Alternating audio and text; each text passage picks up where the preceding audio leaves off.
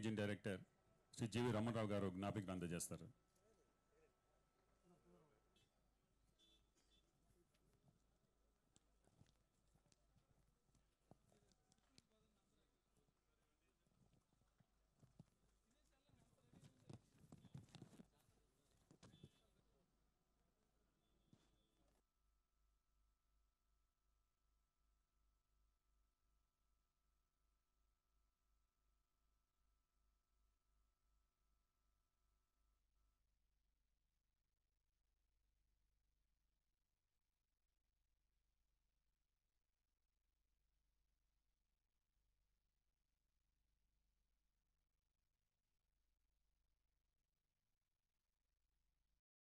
సకల జనుల సమ్మెను పురస్కరించుకొని తెలంగాణ రాష్ట్ర ప్రభుత్వ ఉద్యోగస్తులకు స్పెషల్ ఇంక్రిమెంట్ తెలంగాణ ఇంక్రిమెంట్ ఏదైతే ఇచ్చినామో ఈ రోజు నుంచే మన తెలంగాణ ఆర్టీసీ కార్మికులకు కూడా ఒక ఇంక్రిమెంట్ ఇవ్వడం జరుగుతుందని చెప్పి సందర్భంగా నేను తెలియజేస్తా ఉన్నాను.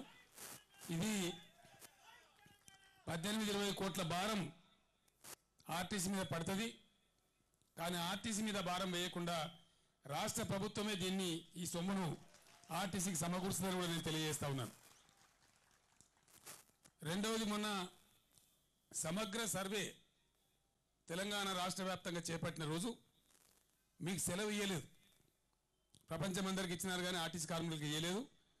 ఆ రోజు కూడా ప్రభుత్వం సెలవు దినంగా ప్రకటిస్తూ ఉందని చెప్పి నేను మీ అందరికీ సంతోషంగా తెలియజేస్తా ఉన్నాను.